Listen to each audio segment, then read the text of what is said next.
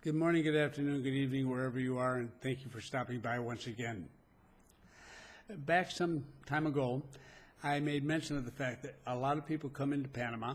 They arrive at the airport, they shoot over to the center of town, where the inexpensive hotels are found and where there are all sorts of activities. Then most of them end up just charging right out of the city and out for the countryside. And the attitude is that all they see around them is a city. It's busy, it's got traffic, it's noisy, it's nothing special. And they're here to see Panama. They want to see the wildlife and the tropics, basically. And they're absolutely convinced this is the worst possible place to do that. They have to get out in the country. And so they go. Some stick around and stay for a while, but they typically stay right down in the same general area of the city. So today, I wanted to give you an idea of what lies in the city of Panama and outside the city of Panama that you might not ever think was here. So I'm going to start by showing you a map. Let's pull that up here. Okay. Whoops, wrong one. There we go. Okay. Sorry about that. Most people, when they look at a map of Panama, are going to probably focus in on Panama City. Initially, that's going to take up 80–90% or more of the screen, and they'll be looking at the streets and the neighborhoods and all that. I've taken a moment to pull back from it and take more of an eagle view of the city. And I think you notice that there's an unusual color that you don't find around major cities like Panama City very often, and that color is green. And I like to say that Panama City's favorite color is green, and it's not just because you bring in U.S. dollars that are green, but we do appreciate those, and you should feel free to bring a lot more. But also because there's a lot of greenery surrounding the canal and has been turned into parks and nature centers. Different kinds, and there's quite a few here, and I'm not going to be able to show them all to you. What I'm going to do is introduce you to three of them, and different types, and then I'm going to put links to websites where you can see more detail about what it looks like in each of the parks, what's available. I think you might be surprised how much we have available to us right here in the city. Now, the first park I'm going to talk about is the smallest of the three that I'm going to focus on, and it's called Parque, that's for park, Parque Omar, and it is right in the middle of things. As you can see it here, you see those yellow lines in the lower right-hand corner. Those are the main road you're going to be coming in from the airport on. This is definitely right in the midst of the city. This is not a small park. It's I'm going to use both hectares and acres. Square meters and so forth, as well as square kilometers, square miles, so everybody gets an idea of what I'm talking about. But in this case, it's a little over 25 hectares, which is 62 acres. That's a pretty good-sized park. And now I'm not going to show you a lot of photos of each of these areas because I'm going to be sending you to a place where you can take your time and see many more. But I will show you a few here because this is a park that I have visited, and I just happened to have them. I realized they were still on my machine, and that is a day that I went over for the most unusual business of seeing a musical group I hadn't heard of in years and never dreamed I was going to see them at a free concert in the middle of a park in Panama City. But there they were. So they told me, so I went over to take a look and see. And when I got to Parque Omar, one of the first things I saw is a mural. Now, I don't know if that's still up now. I hope so. But in any event, it's the sort of thing you might see at the park. It's really beautiful. There's a lot of activities, a lot of things going on. There's jogging trails, there are places for picnics, there's hills and paths and all sorts of things. It's a park, and it's a good-sized one. It's like a smaller version of Central Park in New York, but it's not that big. But it's 62 acres is quite a bit of land, folks, so it's 25 hectares. In any event, when I got there, this was just an ordinary day. It was just a free concert.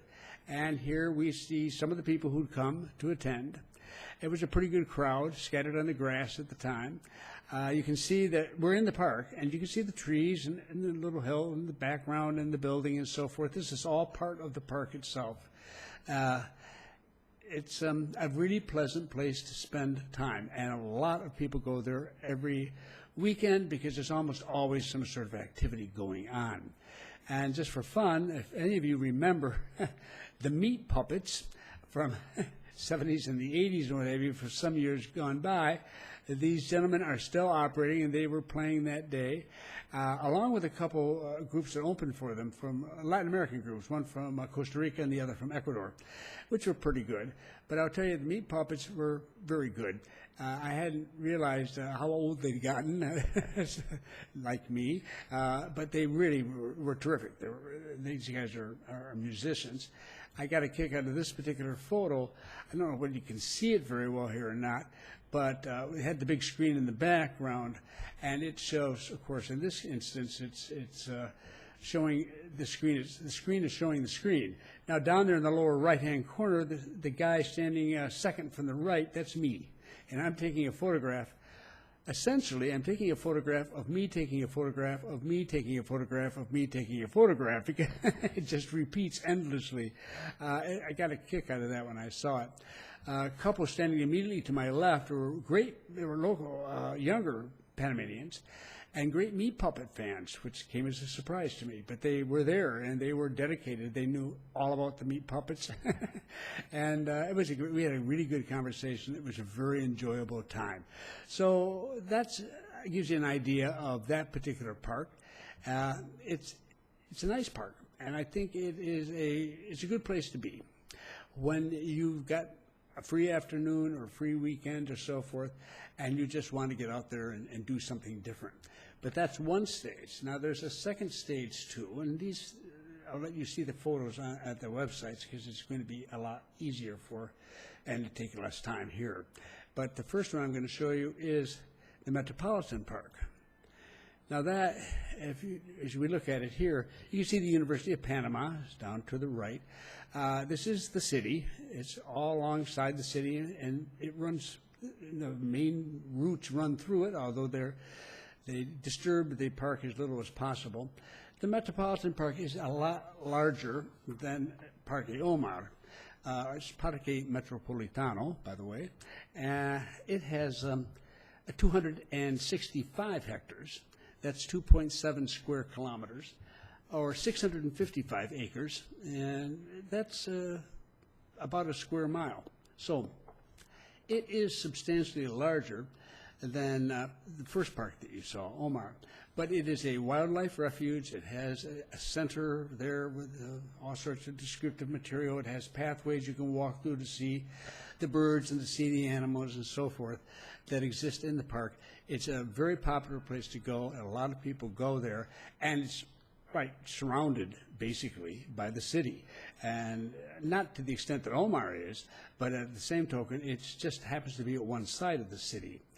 Now, it's not the end of it. We have another one too. Let's go up a little further. Had to take a moment there for a drink of water. Let's carry on here. The third park is much, much, much, much larger. It's Parque Soberanía, which means sovereignty in English, and just a general reference to the fact that Panama is a republic, and a sovereign republic at that, in honor of its independence.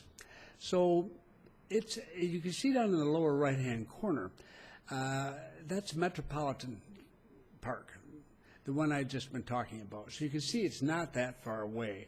There's a lot of greenery all through that particular area. In fact, there are other parks there. We're not going to talk about them right now. I'm just going to point out Soberanía because it is a popular place. It's very large. It is, if you want to be in the countryside of Panama, you're at that park, you're in the countryside of Panama, let me tell you. It is, let's see now, I have to check this. It is 19,525 hectares, that's 195 square kilometers, or 48,250 acres, 75 square miles. That's a lot of land. And as you will note, there's another park to the south of it, southeast, and there's another park across from the canal, and so forth. So it's not as if you're going to be out of country. It is the real thing. I mean, you're really out there. It is got a center. It's got stuff to offer. It's activities and so forth. Each of these areas has a specialty. And the first Parque Omar is really meant for the general public. Bring your kids, bring your families, have a picnic, do something, listen to music. Sometimes there are fairs there, one thing or another. Whereas the second, the Metropolitan Park, that's a wildlife sanctuary. They're much more focused on the wildlife and the plants as well as the animals in that area. And then the third one is the rainforest. It is a very large area, part of an even greater area of extensive rainforest. And you can see just about anything that you can find in Panama, you can find there. So the fundamental point I'm trying to make is that because people go zipping right straight through the city so quickly, in fact, if we go back to that original map that we were looking at before, let me see, I'll pull that up again. People are just literally just going along the coast. They run down the coast. They cross at the bridge near the bottom, and they go sailing on. They do see some greenery as they go west, but not much of it. They don't see any detail, and there's no real place to stop and do anything. So you just sail right on through it. Plus, quite a few people live in that area as well. So they get no sense of it. That other large green area directly north and to the northwest of the city, and that little piece of it, Parque Omar, I mean, those just get missed because they're not on the road out of town. So here we have people coming into Panama convinced that they have to get as far away from the city as possible so they can see the real countryside. In the process of doing that, they go right past the real countryside and leave when they leave the city. I'm not suggesting it's the same thing as living in the country, because it isn't. Of course not. Your home isn't going to be in the midst of that. But it's there for you when you want it, and you can enjoy it when you want to. And there are facilities there, et cetera, and so forth, which are always handy to have, I think, at least. They're available if you want them. And whereas out in the countryside itself, it's gorgeous. It's great. It has very definitely has its values, no doubt about that whatsoever. But for folks who still like to have really close access to hospitals and airports and shopping and the basic amenities and so on, and larger groups of people with a wider variety of activities, it means that they also have a means to get out into the countryside when they want to and just get away from the city. And believe me, you get out, and so even in Parque Omar, you can forget you're in the city. You can see the buildings as you can in Central Park. You can see those. But really, truly, you get the sense you're in an island in the city, and the others are so large that you don't think of yourself as being in the city. I mention this not because, again, as I've said before, not because I'm pushing the city, but because no one has, and I think it's too bad. The 15 years since I first came here, the city has gone through a revolution, in fact, several of them, as it has grown. So much it's grown, but it has included so many things that we just didn't have 15 years ago. It is a very successful economy, and the results of it are found all over the city. So you can get so much more than you could in the past and meet quite a wide variety of people in the town. But you also can maintain that connection with nature and with the wildlife. It is not for someone who really wants to be fully involved in that, of course, but it's there. And how nice. I couldn't say the same in most of the capital cities that I have lived in and visited or worked in. And remember, I've been through 45 or so nations over 52 years. So I've seen an awful lot of cities, and not just capital cities, but all sorts of cities. Very few of them have this particular combination. And so I think it's something that people need to be aware of, and that's one of the reasons why we set up the Metro Match program, where we help people who are interested in renting or buying here, we've tried to set it up so that it's not judgmental and it's independent. And it's, you don't pay me a penny, that sort of thing, so that we can help people who are interested in staying in the area. Because I really do believe there's a lot to be offered. So everything else in the country, and there's a lot of good stuff here in Panama, that gets advertised, and people are very familiar when they come about some of the areas. At least they feel they are, because they've read the names so often and know nothing about the city. So I like to add it in. I'm going to continue doing that, and when we can help people out, as we have, to find a place here, we're perfectly happy to do so. But why bother even thinking about it if you don't know it? Now, I'm going to be adding more about the city in the weeks to come. I'm going to do it in bits and pieces like this. The rest of your assignment, if you choose to accept it, is to go down and take a look, when you have a chance, at the 3 web addresses I put in the description below, where you can go and take a look at each park. The 2 of them will be only in Spanish, and that's not a problem, believe me. If you have Google Chrome, it very easily can be translated. But the point is that you can probably figure out what you're looking at pretty easily without even knowing any Spanish at all, because it's really to give you a sense of what it looks like, what activities are underway. You might be surprised. There are all sorts of things that are going on, and they will give you a good look at it. These are the actual sites operated by the parks themselves.